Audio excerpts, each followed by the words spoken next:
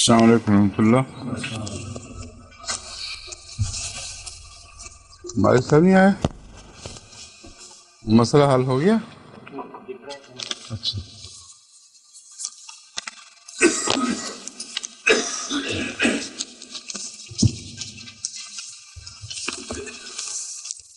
کون سی آیت سے شروع کرنا؟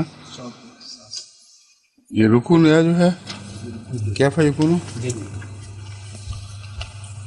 اعوذ باللہ من الشیطان الرجیم بسم اللہ الرحمن الرحیم. کیف یکون للمشرکین عہد عند اللہ وعند رسولہ الا الذین عاہدتم عند المسجد الحرام فما استقاموا لکم فاستقیموا لهم ان اللہ یحب المتقین.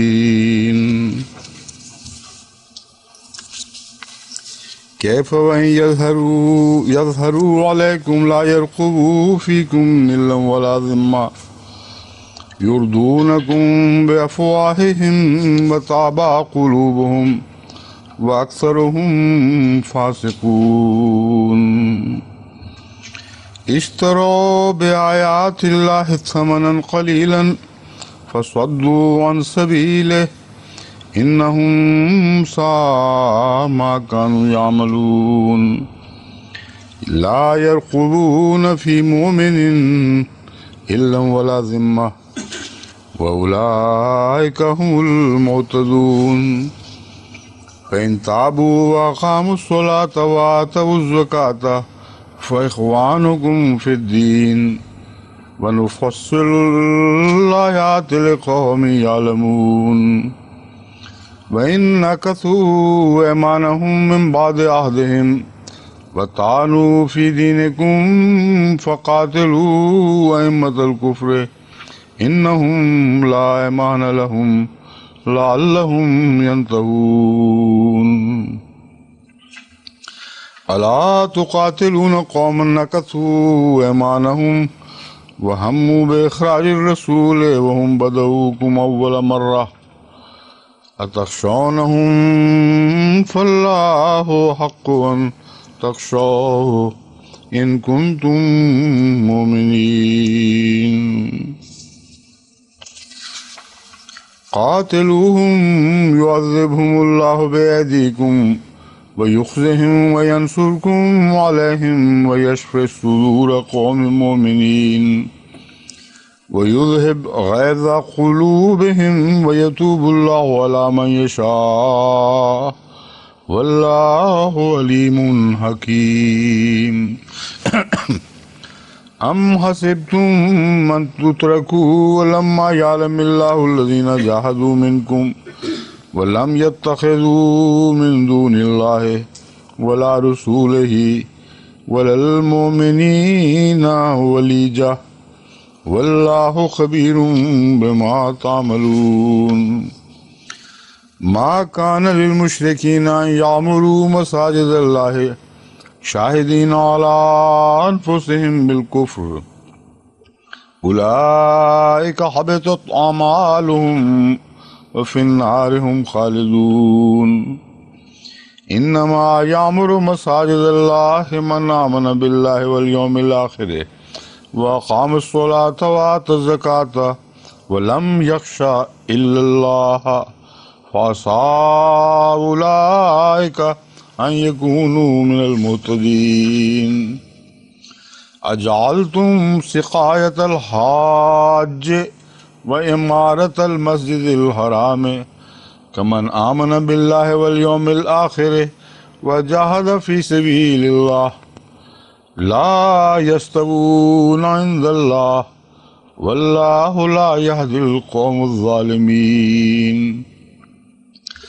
الذين آمنوا وهاجروا وجاهدوا في سبيل الله بأموالهم وأنفسهم أعظم درجة عند الله وأولئك هم الفائزون.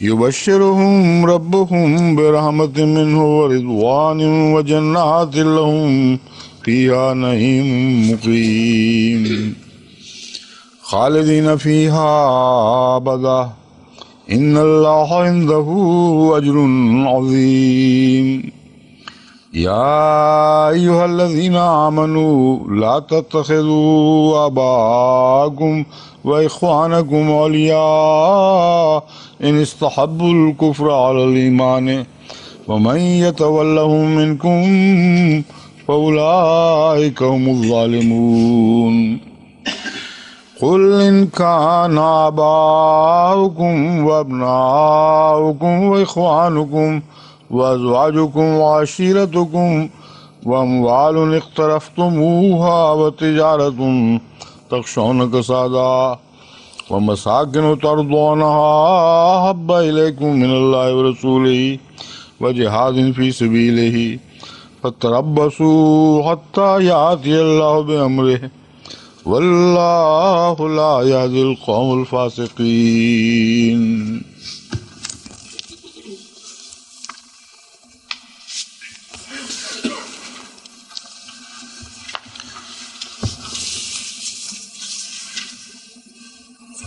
کیف یکون للمشرکین عہد عند اللہ و عند رسولہ، مشرکوں کے لیے اللہ کے نزدیک اور اس کے رسول کے نزدیک کیسے عہد رہ سکتا ہے،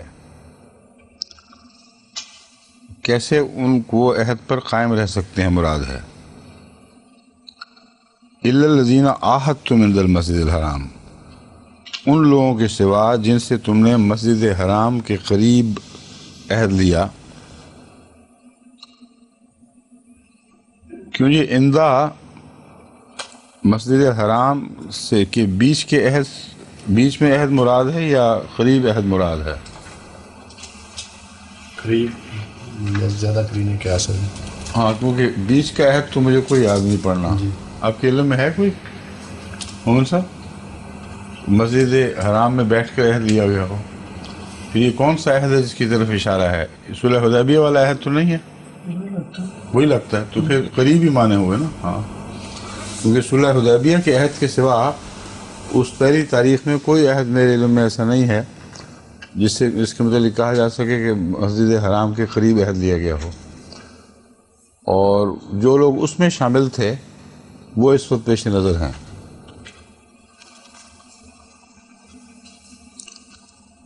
عند المسجد الحرام میں مسجد حرام کے قریب جو عہد دیا گیا فمستقاموا لکم فاستقیموا لہم، بس جب تک وہ تمہارے مفاد میں قائم رہیں اس عہد پر. فاستقیموا لہم، تم ان کے مفاد میں ان کے لیے اس عہد پر قائم رہو. ان اللہ یحب المتقین، یقین اللہ تعالیٰ متقیوں سے محبت فرماتا ہے. کیفا وَإِن يَظْهَرُوا عَلَيْكُمْ لَا يَرْقُبُوا فِيكُمْ إِلًّا وَلَا ذِمَّةً، یہ کیا حال ہے ان کا؟ کیفا کیسی حالت ہے، یا کیسے ان کا عہد قائم رہ سکتا ہے، کیسے ان کے عہد کو اہمیت دی جا سکتی ہے. وَإِن يَظْهَرُوا، جبکہ حال یہ ہے اگر وہ غالب آ جائیں تم پر، لَا يَرْقُبُوا فِيكُمْ إِلًّا وَلَا ذِمَّةً، وہ تمہارے ساتھ نہ کسی عہد کا پاس کریں گے نہ کسی ذمہ داری کا. یرقبو کا مطلب نظر رکھنا یا پاس رکھ کرنا مراد ہوتی ہے. تو جب غالب آ جائیں اس وقت تو ان کے عہد بھی ٹوٹ جاتے ہیں، نہ ان کو عہد یاد رہتے ہیں نہ ذمہ داریاں جو انہوں نے قبول کی ہوئی تھیں. وَأَكْثَرُهُمْ يُرْدُونَكُمْ بِأَفْوَاهِكُمْ وَتَابَ قُلُوبُهُمْ، کیا افواہہم ہی ہو سکتا ہے، اور کہ افواہکم سے تو ہو ہی نہیں سکتا. یردونکم بافواہہم، وہ تمہیں اپنے منہوں سے راضی کرتے ہیں. وَطَابَ قُلُوبُهُمْ، اور ان کے دل پھر گئے ہیں. یہاں تابہ سے مراد توبہ نہیں ہے، بلکہ توبہ میں بھی تو پہلی حالت سے پھر کے دوسری طرف منتقل ہونا ہوتا ہے. تابہ قلوبہم کا مطلب ہے ان کے دل اپنی بات سے پھر گئے ہیں یا انکار کر بیٹھے ہیں. ابا کے معنوں میں انکار پایا جاتا ہے، یہاں تابہ توبہ والا نہیں ہے. ابا کا مطلب ہوتا ہے انکار کر دیا. کیوں جی؟ تابا سے اسی سے نکلا ہے نا، ابا، ابا سے تابا یہاں. جی ابا یابا سے. ابا یابا سے. ہاں. تابا قلوبہم، ان کے دل منکر ہو چکے ہیں، پھر کرنا چاہیے ترجمہ، انکار کر بیٹھے ہیں. وَأَكْثَرُهُمْ فَاسِقُونَ، اور ان میں سے اکثر فاسق ہیں، یعنی بد کردار لوگ ہیں. اشتروا بآیات اللہ ثمنا قلیلا، انہوں نے اللہ کی آیات کے بدلے تھوڑی قیمت قبول کر لی. فصدوا عن سبیلہ، پس اس کی راہ سے روکنے لگے اور روک دیا. انہم ساء ما کانوا یعملون، یقیناً بہت برا ہے جو وہ کرتے ہیں یا کیا کرتے تھے. یہاں مشرکوں کی بات ہو رہی ہے، تو کن آیات کے بدلے انہوں نے تھوڑی قیمت قبول کی، یہ مراد ہے، یہ زیر بحث آنا چاہیے. اب کیوں جی؟ عامر صاحب اور قمر صاحب، امام صاحب تو ہیں نہیں، مومن صاحب ہیں، یہی تین ہیں جو اس مضمون پہ روشنی ڈال سکتے ہیں. عام طور پر منافقوں کے لیے یہ محاورہ ملتا ہے، اور وہ لوگ جو دین کا علم رکھنے والے لوگ ہیں، جیسے یہود، جن کے دل خالی ہو چکے تھے، کہ وہ اللہ تعالیٰ کے آیات کو تھوڑی قیمت پر بیچ دیتے ہیں اپنے مفاد کے لیے. یہاں جس کانٹیکسٹ میں، جس سیاق و سباق میں بات ہو رہی ہے، یہ مشرکین ہیں. تو ان کے لیے اس آیت کا کیا معنی ہوگا؟ اشتروا بآیات اللہ ثمنا قلیلا فصدوا عن سبیلہ.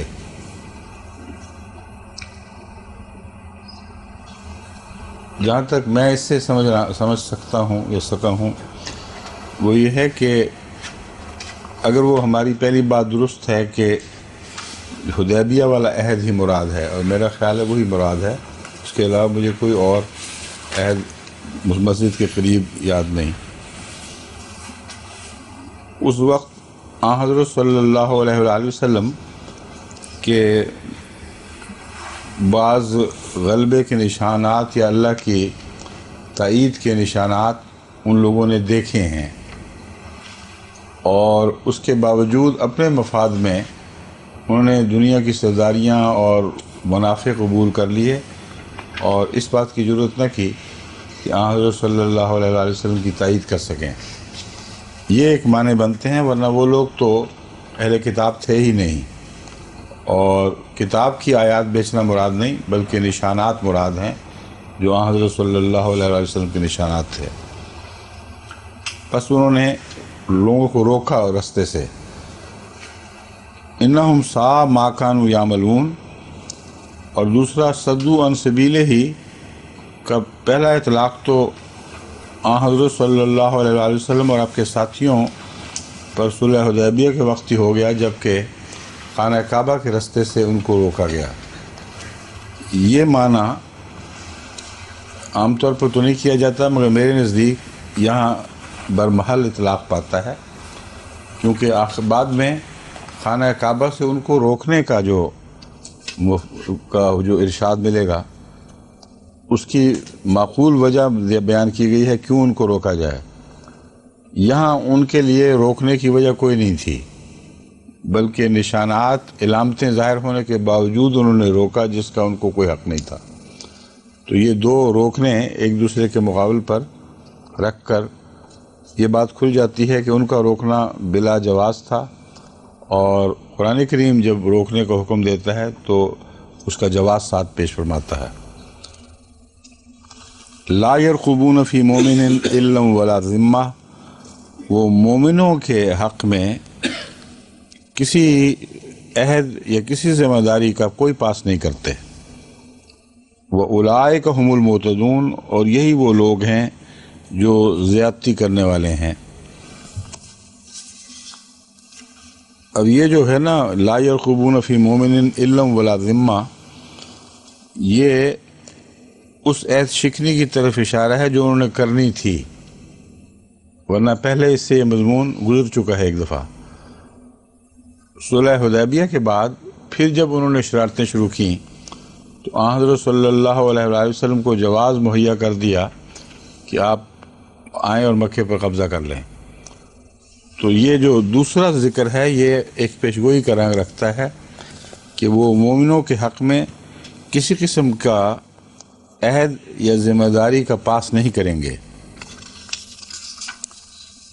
فَإِن تَابُوا وَأَقَامُوا الصَّلَاةَ وَآتَوُا الزَّكَاةَ فَإِخْوَانُكُمْ فِي الدِّينِ، اس کے باوجود اگر وہ توبہ کر لیں اور نماز کو قائم کریں، وَآتَوُا الزَّكَاةَ اور زکوٰۃ کو ادا کریں، فَإِخْوَانُكُمْ فِي الدِّينِ تو وہ دین میں تمہارے بھائی ہیں، وَنُفَصِّلُ الْآيَاتِ لِقَوْمٍ يَعْلَمُونَ اور ہم وہ ان لوگوں کو جو صاحب علم ہیں بات سمجھتے ہیں۔ یہاں صاحب علم میرے خیال میں مراد نہیں ہے، نفصل الآیات لقوم یعلمون وہ لوگ جو بات کو سمجھنے کی اہلیت رکھتے ہیں، ان کے لیے ہم آیات کو خوب کھول کر بیان کرتے ہیں۔ یا دوسری صورت میں اہل علم بھی مراد ہو سکتی ہے۔ ونفصل الآیات یہاں حقیقت میں تعلیم کتاب کی طرف اشارہ ہوگا پھر کہ ہم اپنی آیات کو اس کتاب میں خوب اچھی طرح کھول کر بیان کرتے ہیں تاکہ اہل علم اس سے فائدہ اٹھا سکے۔ لے یہاں فائدے کا ہوگا، لے قوم یعلمون اہل علم لوگوں کے فائدے کی خاطر۔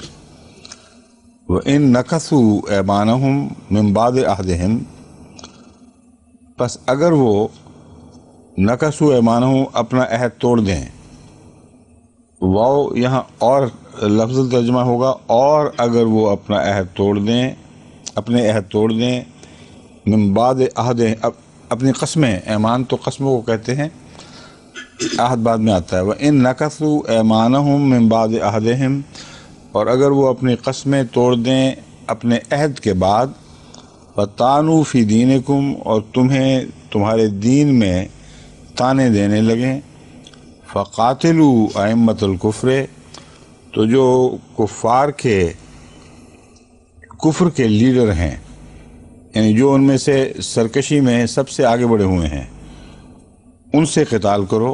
انہم لا ایمان لہم لعلہم ینتہون ان کی کوئی قسم نہیں، اس لیے ان سے قتال کرو، لعلہم ینتہون تاکہ وہ ان حرکتوں سے باز آ جائیں۔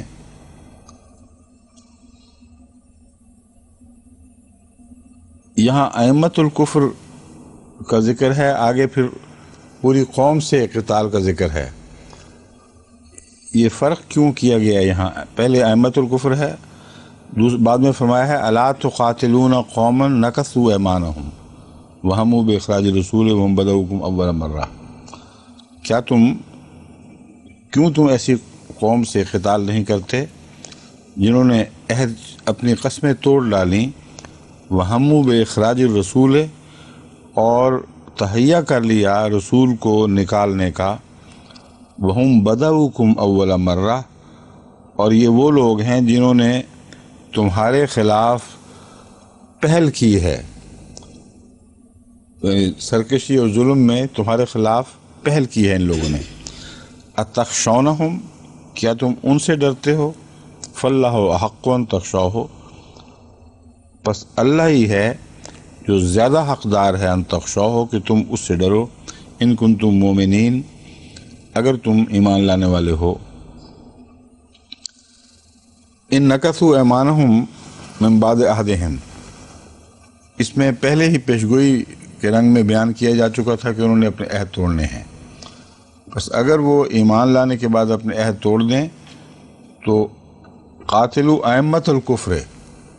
اب فتح مکہ کا جہاں تک تعلق ہے اس میں ہم نے اس آیت کو اس رنگ میں پورا ہوتے دیکھا کہ عام قوم سے لڑائی نہیں ہوئی، بلکہ حکم یہ تھا کہ حتی المقدور ہر کوشش کرو کہ کوئی وہاں قتل نہ ہو، خون نہ بہایا جائے، بلکہ صرف چند ایسے آدمی تھے جن کے متعلق فتح مکہ کے بعد بھی جان بخشی نہیں کی گئی۔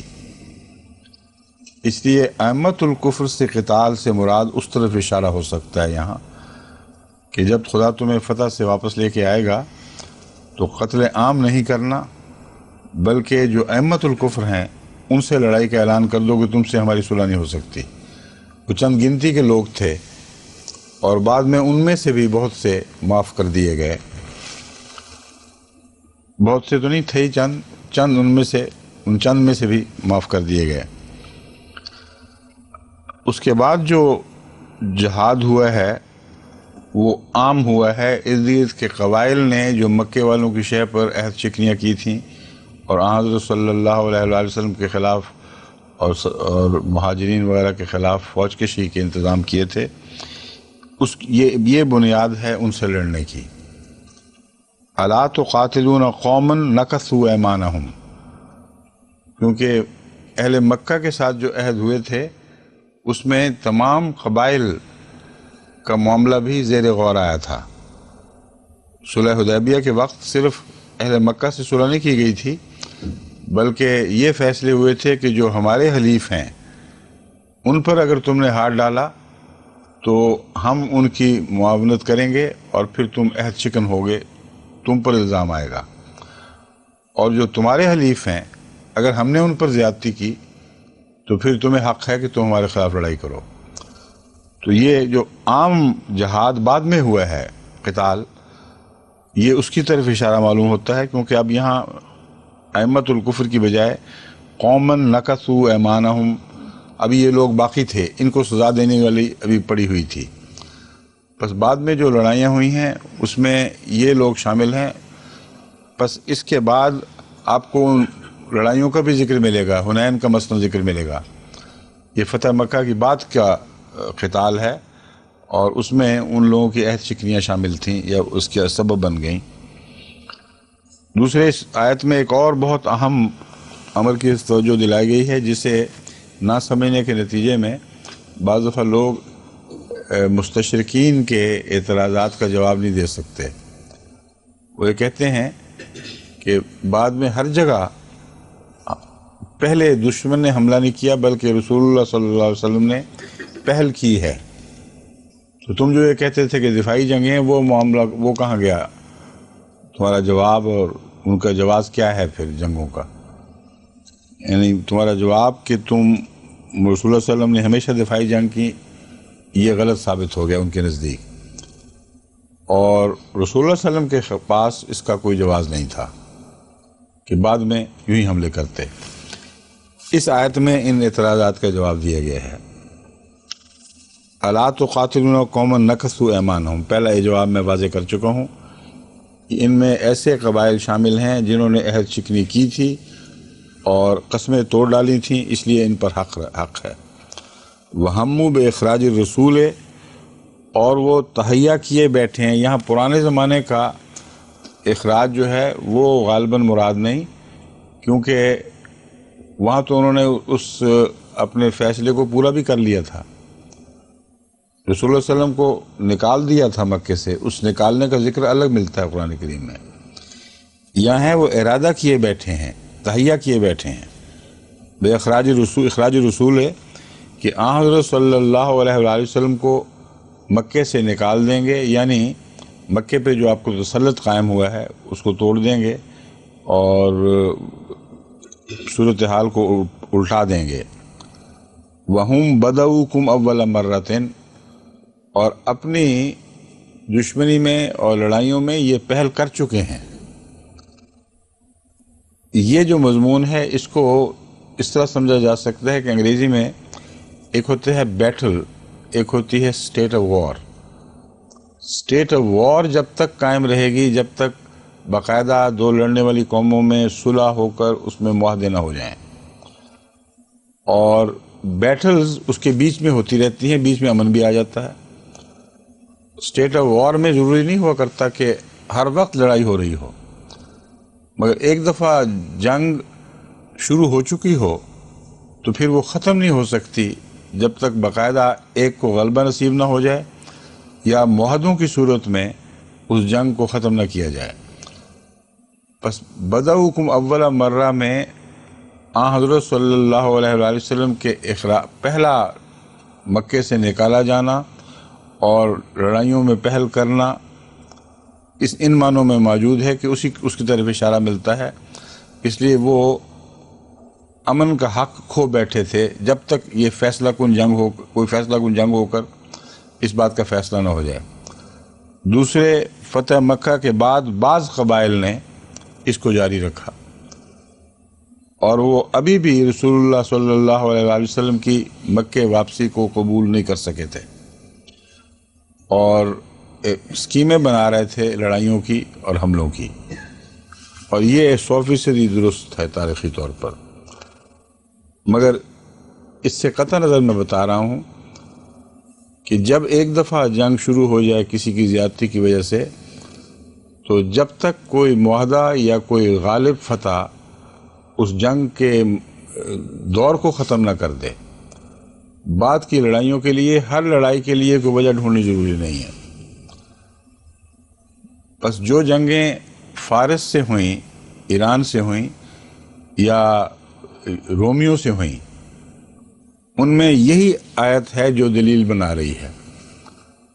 پہل ان کی طرف سے ہوئی تھی، رسول اللہ صلی اللہ علیہ وسلم کے قتل کے ارادے سے حکم نامہ دے کر ایلچی کو بھجوایا گیا تھا، اور مسلمانوں کے خلاف شرارتوں اور فسادوں میں پہل ایران نے کی تھی۔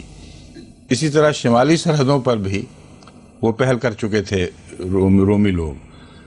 اس لیے اب وقت کی بات ہے، جوابی کارروائی کا حق مل چکا ہے، اور فوری طور پر اگر 4 سال کے بعد بھی کوئی لڑائی ہو تو فوری طور پر اس سے پہلے کسی نئی شرارت کی ضرورت نہیں ہے۔ یہ قطعی بات ہے کہ نہ اہل فارس سے کوئی معاہدہ امن کا ہوا، نہ اہل روم سے ہوا، اور جب بعد میں جہاں ہوا اس کی مسلمانوں نے پابندی کی ہے۔ اسٹیٹ آف وار ڈکلیئر ہو جاتی ہے اگر کوئی قوم زیادتی میں پہل کر جائے، اور اس کا فیصلہ 2 ہی طریق پر ہے، اور آج کل کے مسلمہ اصول یہ ہیں، ان میں قطعاً کوئی فرق نہیں ہے، زمانے کا کوئی فرق نہیں۔ جب ایک دفعہ کوئی قوم کسی کے خلاف پہل کر جائے تو پھر وہ حق قائم رہ جاتا ہے، سوائے صلح کے معاہدے کے یا غلبے کے اس حق کو پھر تبدیل نہیں کیا جا سکتا۔ اور یہ ثابت کر اگلی بات یہ ثابت کر رہی ہے کہ ابھی وہ اکثریت میں ہیں، تمہارا دل نہیں چاہ رہا بہانے ڈھونڈ کر لڑنے کو، بالکل برعکس صورت ہے۔ اتخشونہم، جن لوگوں کا ذکر ہے ان میں اتنی طاقت ہے کہ خدا فرماتا ہے کہ تم ان سے ڈر رہے ہو نا، یا ڈرنے کی وجہ سے تم جوابی کارروائی نہیں کرتے، تو جو ڈرنے کی وجہ سے جوابی کارروائی نہ کر رہا ہو اس کو انگیخت کیا جا رہا ہے خدا تعالیٰ کی طرف سے۔ صاف پتہ چلتا ہے کہ مومنوں کو از خود ان لوگوں سے لڑنے کا کوئی شوق نہیں تھا، بلکہ طبیعتوں میں ایک روک تھی، تردد تھا، جانتے تھے کہ یہ ابھی بھی ہم سے بہت زیادہ طاقتور ہیں۔ فَاللَّهُ أَحَقُّ أَن تَخْشَوْهُ، بس اللہ تعالیٰ زیادہ اس بات کا حقدار ہے کہ تم ان تخشوہ، کہ تم اس سے ڈرو، ان کنتم مومنین، اگر تم حقیقتاً مومن ہو۔ قاتلوہم، ان سے لڑو، یعذبہم اللہ بیدیکم، تمہارے ہاتھوں میں تو طاقت نہیں مگر اللہ انہیں عذاب دے گا تمہارے ہاتھوں سے، جس کا مطلب یہ ہے کہ فتوحات تمہاری قوت بازو پر منحصر نہیں ہوں گی، بلکہ اللہ تعالیٰ تمہارے ہاتھوں سے ان کو عذاب دے گا، یعنی غیر معمولی طاقت پیدا کرے گا، غیر معمولی سامان مہیا فرمائے گا۔ وَيُخْزِهِمْ، اور انہیں ذلیل اور رسوا کر دے گا۔ وَيَنْصُرْكُمْ عَلَيْهِمْ، اور تمہیں ان پر غلبہ عطا فرمائے گا۔ وَيَشْفِ صُدُورَ قَوْمٍ مُؤْمِنِينَ، اور وہ لوگ جو مومن ہیں ان کے سینوں کو ٹھنڈا کر دے گا۔ وَيُذْهِبْ غَيْظَ قُلُوبِهِمْ، اور ان کے دلوں کے غیظ لے جائے گا، یعنی ان کے غیظ جو ہیں جب نہ صرف تمہارے دل ٹھنڈے ہوں گے بلکہ ان کو ایسی شکست ہوگی کہ دلوں میں غیظ باقی نہ رہیں۔ وَيَتُوبُ اللَّهُ عَلَىٰ مَن يَشَاءُ، پھر اللہ جس پر چاہے جس سے چاہے گا اس کی توبہ قبول فرما لے گا اس کی۔ یتوب اللہ علیہ، اللہ توبہ کرتا ہے کہ معنی یہ بنے گا یہاں کہ اللہ جس پر چاہے توبہ قبول کرتے ہوئے مہربانی سے جھکے گا۔ واللہ علیم حکیم، اور اللہ تعالیٰ بہت جاننے والا ہے اور بہت حکمت والا ہے۔ وہ جانتا ہے کہ کون اس بات کا لائق ہے کہ اس کی توبہ قبول کی جائے، کون اس کا سزاوار نہیں۔ ام حسبتم ان تترکوا ولما یعلم اللہ الذین جاہدوا منکم، کیا تم یہ خیال کرتے ہو ان تترکوا کہ تمہیں چھوڑ دیا جائے گا، ولما یعلم اللہ، جبکہ ابھی تک اللہ نے معلوم نہ کیا ہو الذین جاہدوا منکم، ان لوگوں کو جو تم میں سے جہاد کرنے والے ہیں، ولم یتخذوا من دون اللہ، اور ان لوگوں کو جنہوں نے اللہ کے سوا اور اس کے رسول کے سوا اور مومنوں کے سوا کسی کو دوست نہیں بنایا۔ معلوم تو اللہ کو ہے ہی، معلوم کر لے گا سے مراد یہ ہے کہ ایسا امتیاز پیدا کر دے گا کہ سب دنیا کو معلوم ہو جائے۔ تو اللہ کے معلوم کرنے کا یہ مطلب ہے کہ ان کو نتھار کر الگ نہ کر لے، ایسا الگ نہ کر دے کہ وہ سب کی نظر میں بھی ممتاز ہو جائیں۔ واللہ خبیر بما تعملون، اور اللہ تعالیٰ بہت خبر رکھتا ہے اس کی جو تم کرتے ہو۔ ما کان للمشرکین ان یامروا مساجد اللہ شاہدین علی انفسہم بالکفر، مشرکوں کے لیے یہ جائز نہیں، یعنی ان کو اجازت نہیں اس بات کی، ان یامروا مساجد اللہ ہے کہ اللہ کی مسجدوں کو آباد کریں، شاہدین علی انفسہم بالکفر، حالانکہ اپنے نفس پر وہ خود گواہ ہیں کہ یہ کافر نفس ہیں، انکار کرنے والے ہیں، اللہ کا کوئی احترام نہیں، مشرک لوگ ہیں۔ تو اس کے بعد ان کو حق ہی نہیں پہنچتا کہ وہ خانہ کعبہ کو آباد کریں۔ اولئک حبطت اعمالہم، یہی وہ لوگ ہیں جن کے اعمال ضائع ہو چکے ہیں، وفی النار ہم خالدون، اور وہ آگ میں ہمیشہ رہنے والے ہوں گے۔ انما یامر مساجد اللہ من آمن باللہ والیوم الآخر، یقیناً اللہ کے گھر تو وہی آباد کرتا ہے، من آمن باللہ، جو اللہ پر ایمان لائے، والیوم الآخر، اور یوم آخر پر ایمان لائے، واقام الصلاۃ، اقام الصلاۃ، یہ ایمان لایا کہنا چاہیے، آگے پھر ماضی میں چل رہا ہے تو ایک ہی محاورہ رکھتے ہیں۔ یقیناً مسجدوں کو وہی آباد کرتا ہے جو خدا پر ایمان لے آیا اور یوم آخر پر ایمان لے آیا اور نماز کو قائم کیا، وآت الزکوٰۃ، اور زکوٰۃ ادا کی، ولم یخشى الا اللہ، اور اللہ کے سوا کسی سے نہیں ڈرا یا نہیں ڈرتا، فعسیٰ اولئک ان یکونوا من المہتدین، پس قریب ہے کہ یہی لوگ ہوں جو ہدایت پانے والے ہوں گے، یعنی ان کو ہدایت ان کے قریب تر ہے، یہ خدا کے نزدیک ہدایت پانے والے ٹھہریں گے۔ اجعلتم سقایت الحاج و عمارت المسجد الحرام، کیا تم نے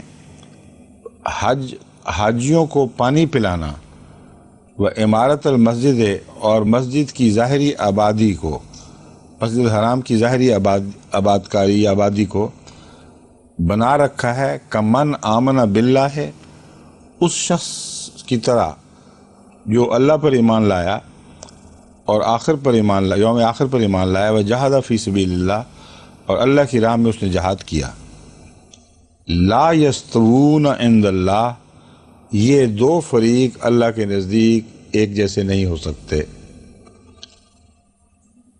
حاجیوں کے پانی پلا دینا، ان کے رہائش کا انتظام کر دینا اور مسجد کی آبادی کا انتظام کرنا، یہ اور کہاں وہ لوگ جو اللہ اور یوم آخر پر ایمان لانے والے، جہاد کرنے والے ہیں۔ لا یستوون عند اللہ، یہ دو گروہ ایک جیسے نہیں ہو سکتے اللہ کے نزدیک۔ واللہ لا یہدی القوم الظالمین، اور اللہ تعالیٰ ظالم لوگوں کو ہدایت نہیں دیتا۔ الذین آمنوا وحاجروا وجاہدوا فی سبیل اللہ باموالہم وانفسہم، وہ لوگ جو ایمان لائے، آمنوا وحاجروا، اور انہوں نے ہجرت کی، وجاہدوا اور جہاد کیا، فی سبیل اللہ اللہ کے رستے میں، باموالہم وانفسہم اپنے مالوں کے ساتھ بھی اور اپنی جانوں کے ساتھ بھی، اعظم درجۃ عند اللہ، اللہ کے نزدیک بہت بڑا درجہ پانے والے لوگ ہیں۔ وَأُولَٰئِكَ هُمُ الْفَائِزُونَ، اور یہی وہ لوگ ہیں جو فائز ہوں گے، کامیاب ہوں گے۔ قرآن کریم میں بعض نام ایسے آتے ہیں جو لوگوں کے بھی ہوتے ہیں، تو کئی دفعہ بچے سمجھتے ہیں کہ ہمارا نام آیا ہوا ہے۔ فائزہ کو بھی کہیں یہ خیال ہو کہ میرا نام بھی آ گیا فائز۔ بچوں کے بڑے دلچسپ خیال آتے ہیں بعض ماؤں کے، کہ قرآن کریم جب آپ وہ آیت پڑھتے ہیں جس میں یہ لفظ آتا ہے تو بچہ کہتے دیکھو میرا نام آ گیا، تو باقی بچے پھر لڑتے ہیں کہ ہمارا کیوں نہیں آیا۔ یبشرہم ربہم برحمت منہ، ان کا رب ان کو خوشخبری دیتا ہے برحمت منہ، اپنی طرف سے رحمت کی، ورضوان اور اپنی رضا کی یا پسندیدگی کی، وجنات لہم فیہا نعیم مقیم، اور ان کے لیے باغات ہیں یا جنتیں ہیں فیہا اس میں، جن میں، فیہا کا یہاں مطلب ہے اس میں کی بجائے جن میں، نعیم مقیم نعمتیں ایسی ہوں گی جو ہمیشہ رہنے والی ہوں گی۔ کیوں جی نعیم یہاں نعمتوں کے لیے واحد کا صیغہ استعمال ہوتا ہے نا، نعیم جنس کے طور پر، ٹھیک ہے نا، تو ہمیشہ قائم رہنے والی نعمتیں وہاں ہوں گی۔ خالدین فیہا ابدا، وہ ان میں ہمیشہ رہیں گے، یعنی جہاں نعمتیں ہمیشہ کی ہوں گی وہاں رہنے والے بھی ہمیشہ کے ہوں گے۔ ان اللہ عندہ اجر عظیم، یقیناً اللہ ایسا ہے کہ اس کے پاس بہت بڑا اجر ہے۔ یا ایھا الذین آمنوا، اے لوگو جو ایمان لائے ہو، یا اے وہ لوگو جو ایمان لائے ہو، لا تتخذوا آباءکم، اپنے باپوں کو، آباءکم سے مراد اپنے باپ دادوں وغیرہ اوپر کے رشتے جتنے ہیں وہ آباءکم کے اندر آ جاتے ہیں، و اخوانکم، اور یہ برابر کے رشتے ہیں یعنی بھائی بہنیں وغیرہ، اولیاء ان کو اللہ اولیاء نہ بنایا کرو، اپنا دوست نہ بنایا کرو، ان استحب الکفر علی الایمان، اگر وہ ایمان پر کفر کو زیادہ پسند کریں، وَمَن يَتَوَلَّهُم مِّنكُمْ، اور تم میں سے جو بھی ان کو دوست بنائے گا، فَأُولَٰئِكَ هُمُ الظَّالِمُونَ، بس یہی وہ لوگ ہیں جو ظالم ہوں گے۔ کیونکہ پہلے یہ تھا کہ مومنوں کے خلاف وہ کوئی تعلق، کوئی عہد، کوئی پاسداری کا خیال نہیں کرتے، اس لیے اب تمہارا فرض یہ ہے کہ اگر تم سچے مومن ہو تو خواہ بڑے ہوں خواہ ساتھ کے ہوں عزیز اقارب وغیرہ، ان کی خاطر نہ ان سے محبت کے رشتے نہیں باندھنے اگر وہ کفر پر قائم رہیں۔ قل ان کان آباؤکم و ابناؤکم و اخوانکم و ازواجکم، اب یہاں سب تفصیل آ گئی ہے، وہاں پہلے صرف اوپر کے رشتے یا ساتھ کے رشتے بیان ہوئے تھے، اب اللہ فرماتا ہے کہہ دے ان کان آباؤکم، اگر تمہارے باپ دادا یا بڑے، و ابناؤکم، اور تمہارے بیٹے یا اولاد، و اخوانکم، اور تمہارے بھائی بند، و ازواجکم، اور تمہاری بیویاں یا تمہارے زندگی کے ساتھی، و عشیرتکم، کیونکہ یہاں عورتیں بھی شامل ہیں اس حکم میں، اس لیے میں نے ازواجکم سے مراد زندگی کے ساتھی لیا ہے، وعشیرتکم اور تمہارا قبیلہ، واموال اقترفتموہا تجارت اور وہ اموال جن کو تم تجارت کی خاطر، اقترفہ تو کمانے کو کہتے ہیں نا، تخشون کسادہ، ایسی تجارت جس کی کساد بازاری سے تم ڈرتے ہو۔ اقترفتموہا کا کیا لفظی ترجمہ کریں گے آپ؟ کمایا ہے جن کو تم نے، جی یہی بنتا ہے نا، جی تو پھر یوں بنے گا وازواجکم وعشیرتکم واموال اقترفتموہا، اور وہ اموال جن کو تم نے کمایا ہے، وتجارت تخشون کسادہا، اور ایسی تجارت جس کے نقصان کے بارے میں تم ڈرتے ہو۔ کساد بازاری کہتے ہیں جب آ جائے ایک قسم کا بحران آ جائے تجارت میں، تو وہی کساد مراد ہے۔ ومساکن ترضونہا، اور وہ تمہارے مکان جن کو تم پسند کرتے ہو، احب الیکم من اللہ ورسولہ وجہاد فی سبیلہ، اگر یہ سب چیزیں تمہیں اللہ اور اس کے رسول اور اس کی راہ میں جہاد کرنے سے زیادہ پیاری ہیں، فتربصوا، تو پھر انتظار کرو، حتی یاتی اللہ بامرہ، یہاں تک کہ اللہ اپنی تقدیر ظاہر فرما دے۔ واللہ لا یہدی القوم الفاسقین، اور اللہ تعالیٰ فاسقوں کی قوم کو ہدایت نہیں دیتا۔ اگلی تلاوت سے پہلے آپ کا ایک سوال پچھلا پڑا ہوا ہے امام صاحب، اچھا ہے نہیں امام صاحب آج بھی، کہ وہ آئیں گے تو خود ہی کریں گے، ٹھیک ہے، پھر رکھ لیں واپس۔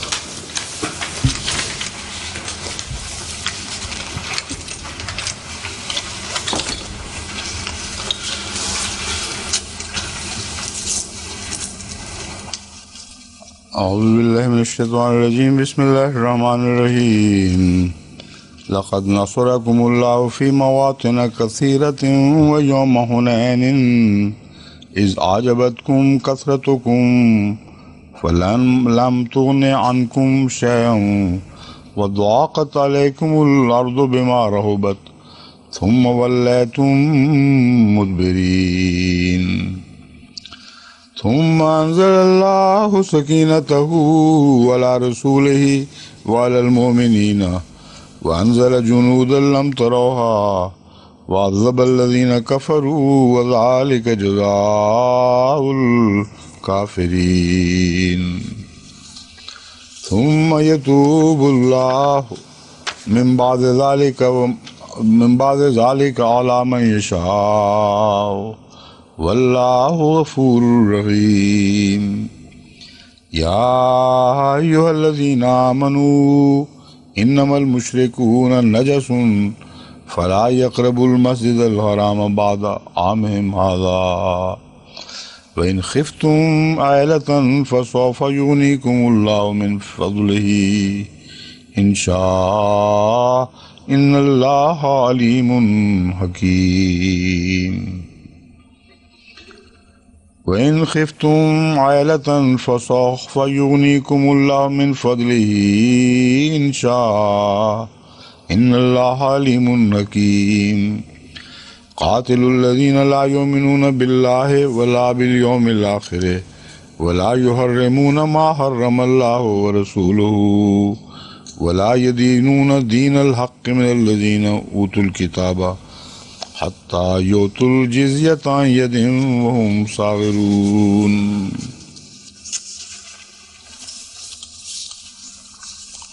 لقد نصرکم اللہ فی مواطن کثیرۃ، اور یقیناً تمہیں اللہ نے بہت سے علاقوں پر فتح عطا فرمائی ہے، کثرت سے علاقوں پر فتح عطا فرمائی ہے۔ ویوم حنین، اور حنین کے دن بھی، اذ اعجبتکم کثرتکم، جب تمہیں تمہاری کثرت نے فخر کرنے والا بنا دیا۔ اعجبتکم، تم نے اس پر فخر محسوس کرنے لگے۔ ایک ہے متکبر، یہ ترجمہ بھی ملتا ہے، مگر متکبر کے مضمون میں اور عجب کے مضمون میں ایک فرق ہے۔ یہاں ایسا عجب ہے جو وقتی طور پر انسان محسوس کرتا ہے، اور بعض دفعہ غیر متکبر بھی اس عجب میں مبتلا ہو جاتا ہے کہ ہاں جی ہم بڑے ہو گئے ہیں ماشاءاللہ۔ تو انہوں نے اپنے آپ کو زیادہ سمجھا، حالانکہ اس سے پہلی جو آیات گزری ہیں ان میں اللہ تعالیٰ نے یہ مضمون بیان فرمایا ہے کہ تمہارے کم ہونے کے باوجود اللہ تمہارے ہاتھوں سے، تمہارے کمزور ہونے کے باوجود اللہ تمہارے ہاتھوں سے غیروں پہ غلبہ عطا فرمائے گا۔ تو اس وقت دماغ میں یہ آ گیا بعض لوگوں کے کہ جو ہم تھوڑے تھے اس وقت ہمیں غلبہ مل جایا کرتا تھا، تو اب تو ہم بہت ہو گئے ہیں۔ تو یہ عجب تھا جو اللہ کو پسند نہیں آیا، اور سبب کچھ بھی بن گیا، لیکن اصل بنیادی وجہ یہ عجب تھا جس کی وجہ سے اللہ تعالیٰ نے وقتی طور پر ان کو دشمن کے ہاتھوں سے وہ چکھنے کی اجازت دے دی، یعنی دشمن کو اجازت دے دی وہ چکھانے کی جو طاقتور ہمیشہ کمزور کو چکھایا کرتا ہے۔ عملاً طاقتور ہی تھا، اور جنگ حنین نے یہ قطعی طور پر ثابت کر دیا کہ یہاں جیسے یہاں واقعہ گزرا ہے، اگر خدا کا خاص فضل اور حکمت، اس کا فضل کا سایہ، حفاظت کا سایہ نہ ہوتا تو ہر جنگ میں مسلمانوں کی صف لپیٹی جا سکتی تھی، ہر جنگ میں ان کی بے خونی ہو سکتی تھی۔ تو فرماتا ہے لقد نصرکم اللہ فی مواطن، تمہیں خدا نے فتح دی تھیں مواطن کثیرۃ۔ اب یہاں وطن کو، مواطن تو وطن کو کہتے ہیں، اور بہت سے مواطن میں اس کا ترجمہ میدانوں میں کیا جا سکتا ہے یا بہت سے علاقوں میں۔ تھا یہ عرب علاقے ہی تھے یہ سارے اس وقت تک جو پیش نظر تھے، شاید اس لیے اس کے لیے وطن کا لفظ استعمال ہوا ہے اس کی جمع۔ مگر آپ، میں کہ ماہر بن کے آئے ہیں عربی کے، مجید صاحب، عامر صاحب، مواطن کا لفظ یہاں کیا معنی رکھتا ہے؟ بات تو ہمیں سمجھ آ گئی، مختلف لڑائیوں کے میدانوں میں، مختلف علاقوں میں یہ ہوا، مگر یہاں مواطن کیوں کہا گیا ہے؟ غالباً موطن کا لفظی ترجمہ تو وطن ہی ہے نا؟ جی ایسی جگہ جس کو بعد میں آ کے وطن بنایا جائے، پہلے اصل میں وطن نہ ہو، بعد میں آ کے اس کو اپنا وطن بنا لیا جائے۔ اچھا، وہ مراد ہے؟ میرا خیال بھی اس طرح سے۔ نہیں، پھر جہاں فتوحات ان کو ہوئی تھیں جی ان میں سے مکے پہ بھی فتح تھی ایک، جی وہ بھی مواطن میں داخل ہے، وہ پہلے سے تھا اور وہاں سے نکال دیا گیا تھا، اس لیے کچھ اور بات ہے۔ ایک میرے ذہن میں ایک خیال آیا تھا، چیک کر لیں آپ، کہ یہ ساری فتوحات وہ ہیں جن کا عرب کے علاقے سے تعلق ہے، ابھی تک غیر قوموں پر فتوحات نہیں ہوئی تھیں۔ تو وہ میدان لڑائی کے جو عرب علاقوں کے اندر داخل ہیں تمہارے وطنوں کا حصہ ہیں، تمہارے وطن کا حصہ ہیں، اس لیے انہیں مواطن کہہ دینا عین مناسب ہے۔ مگر اس پر مجھے تحقیق کا موقع ملا، اس لیے آپ کر کے تو بتائیں کہ یہ کیا محال ہے اس کا مواطن کے استعمال کا۔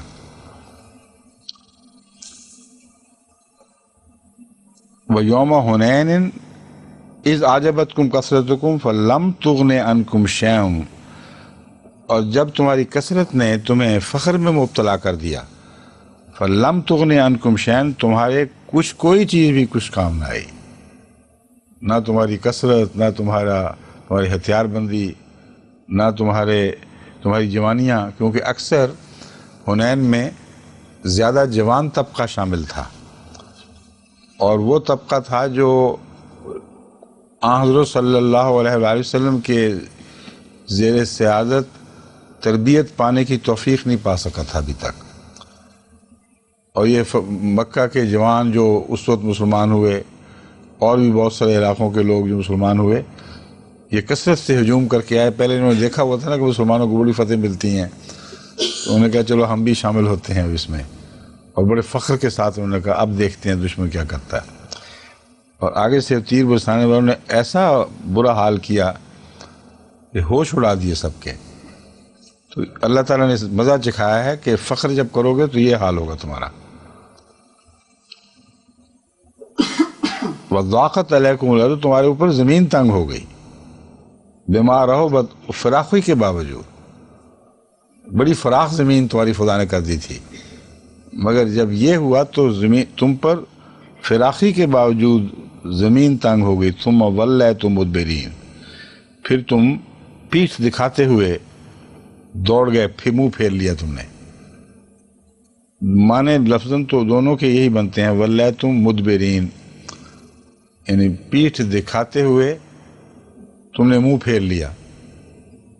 یعنی بعض دفعہ انسان شکست کے بغیر بھی منہ پھیرتا ہے کسی اور کام کے لیے، کسی اور غرض سے، تو مدبرین نے اس بات کو پکا کر دیا ہے کہ تم نے شکست کھائی ہے، اس وقت مغلوب ہو گئے ہو، ڈر کے مارے دوڑے ہو اس وقت، یا تمہارے پاؤں اکھڑ گئے، تم کھڑے رہ ہی نہیں سکتے تھے وہاں۔ ثم انزل اللہ سکینتہ علی رسولہ، اس کے باوجود اللہ نے اپنے رسول پر سکینت نازل فرمائی۔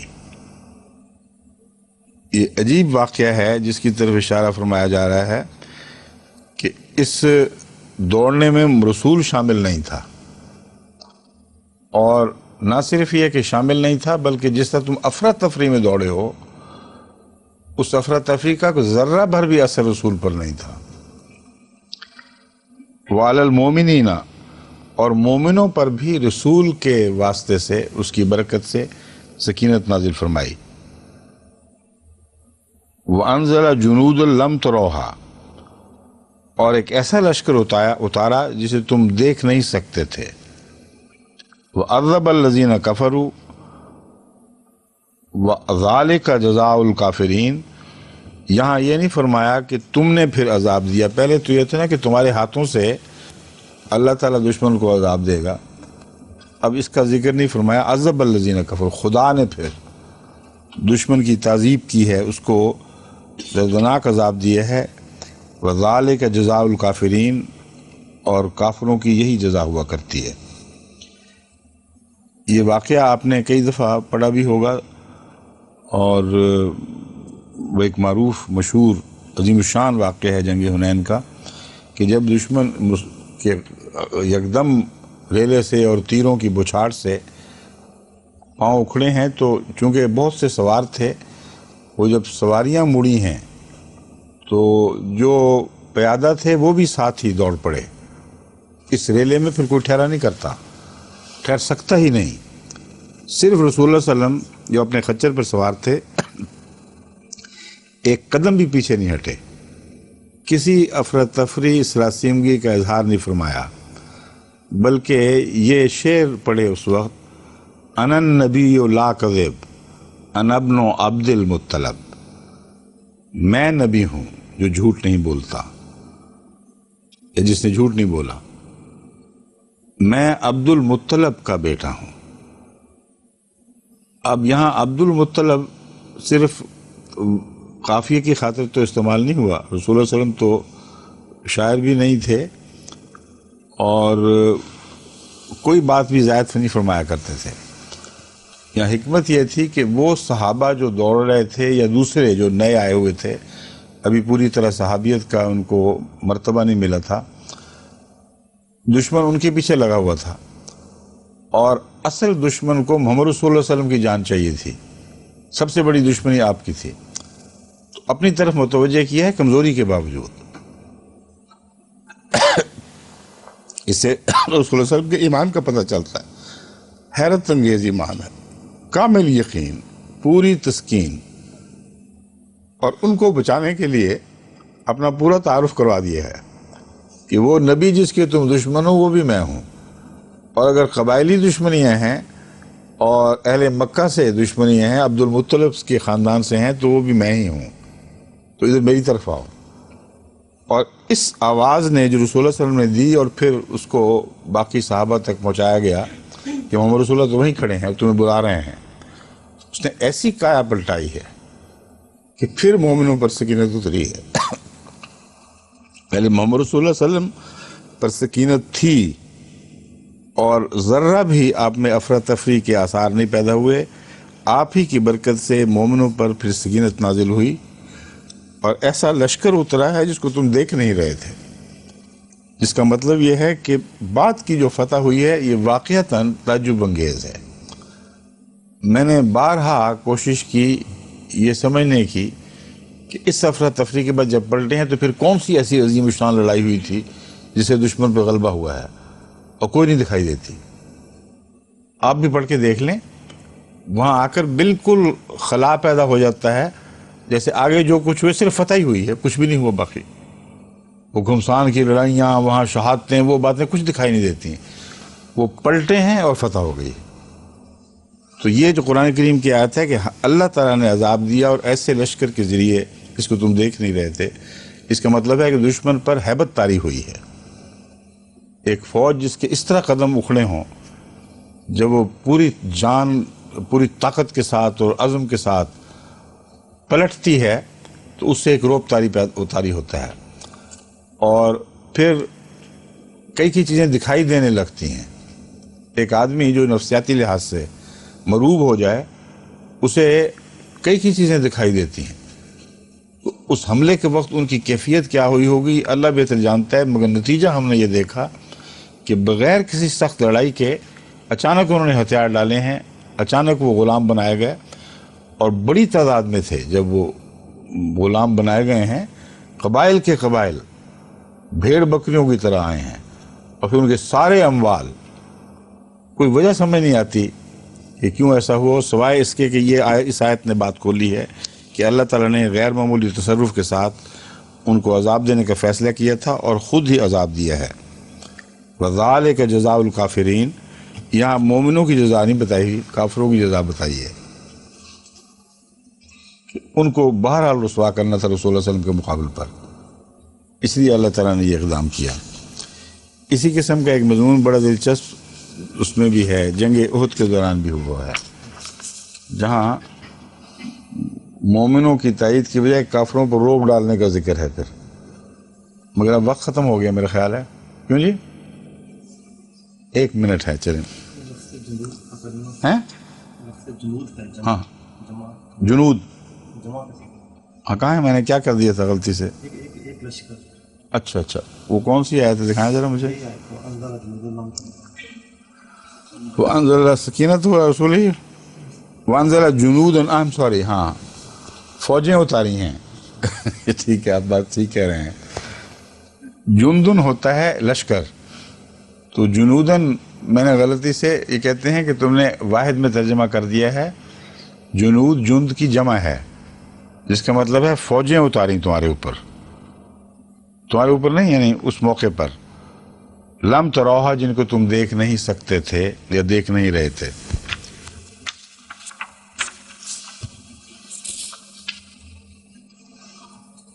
آگے مضمون ہی بدل گیا ہے یعنی وقتی طور پر۔ وقالت الیہود والی آیت ہے نا، پھر یہ کوئی اور ہے؟ اچھا، یہ ایک آیت رہتی ہے اس سے، ثم انزل اللہ سکینۃ علی رسولہ، یہ تو پڑھا چکا ہوں میں ابھی، اس سے آگے نیچے ثم یتوب۔ اچھا، میں صفحہ دوسرا دیکھ رہا تھا، معاف کرنا۔ 26 کے بعد 26 ابھی ختم نہیں ہوئی، یہ 26 پڑھی نہیں ہم نے، 26 ترجمہ نہیں نا کیا ابھی تک۔ 26 پڑھ لی، 27 نہیں پڑھی۔ اچھا، اب 27ویں شروع کرنی ہے، سمجھ گیا ہوں۔ صفحے وہ نیچے رکھے گئے تھے اس لیے کنفیوژن ہو گیا۔ یا ایھا الذین آمنوا انما المشرکون، اس سے پہلے یہاں تو نمبر الٹے دیے ہوئے ہیں، دوسری ہوگی 26 ہے وہ پھر۔ اچھا، یہی تو کہہ رہا تھا کہ 26 کر لی پڑھنی ہے، آپ نے کہا نہیں 26 پڑھ لی ہے، 27 میں کرنی ہے۔ اب میں 27 پہ آیا ہوں تو آپ کہتے ہیں نہیں 26 کرنی ہے۔ یہ دیکھیں 26 نمبر ہے نا، یہ اوپر کا دیا، اسی کا، اس کا اوپر کا دے دیتے ہیں آپ نمبر، یا آنے والی کا دیتے ہیں؟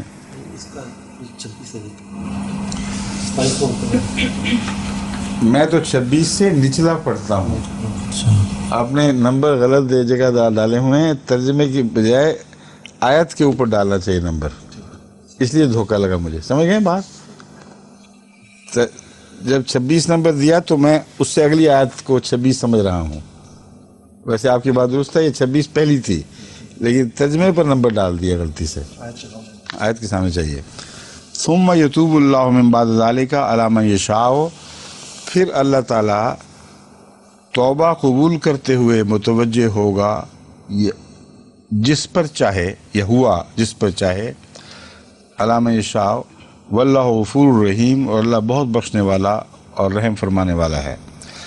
بس یہاں تک ہم ابھی پڑھ سکتے ہیں، وقت ختم ہو گیا ہے۔ اس کے متعلق صرف اتنا بتا دوں کہ شیعہ جن جگہوں پر صحابہ کرام پر عمومی طور پر بڑا سخت حملہ کرتے ہیں، ان میں سے ایک جنگ حنین کا واقعہ بھی ہے۔ اس کے متعلق انہوں نے فرضی روایتیں بنائی ہیں کہ حضرت عمر اس طرح دوڑے جا رہے تھے اور فلاں اس طرح دوڑا جا رہا تھا، اور اس طرح لوگوں نے نعوذ باللہ من ذالک ان پر لعنتیں ڈالیں کہ کیا ہو رہا ہے، اور کہا کہ اس کے بعد تو جو لوگ بھاگ چکے ہیں ان کو مومن سمجھنا، ان کو رضوان اللہ علیہم کہنا بالکل ناجائز اور ناحق ہے۔ اللہ تعالیٰ نے عجیب طرح سے ان کی بخشش کا، جو بھاگے تھے ہمیں پتہ ہی نہیں، نام بھی نہیں بتائے، اور ایک اور طریق سے پردہ ڈالا ہے کہ فرمایا جس پر چاہا اس پہ توجہ ہوا توبہ قبول کرتے ہوئے، تاکہ انسان کو کسی پر بھی انگلی رکھنے کا حق نہ رہے۔ اگر نام لے دیتا کہ فلاں فلاں کی توبہ قبول فرما لی تو پھر باقیوں کو متہم کرنے کا حق رہتا، ساری تاریخ ہمیشہ ان پر تان کرتی رہتی۔ تو مغفرت خدا کی شان سے نازل ہوئی ہے، یہ فرمایا ہے کہ ہم نے پھر جس کی چاہا توبہ قبول کر لی، تمہیں اس سے کیا؟ تمہارا کام نہیں ہے کہ تعین کرتے پھرو کس کی ہوئی اور کس کی نہیں ہوئی۔ واللہ غفور الرحیم، ہاں یہ بنیادی بات ہے کہ اللہ بہت بخشنے والا اور بار بار رحم فرمانے والا ہے۔ باقی انشاءاللہ کل ٹھیک ہے۔ اب پھر وہی مجھے دھوکہ دیکھیں، 27 عنوان کے نیچے یہ آیت آ رہی ہے۔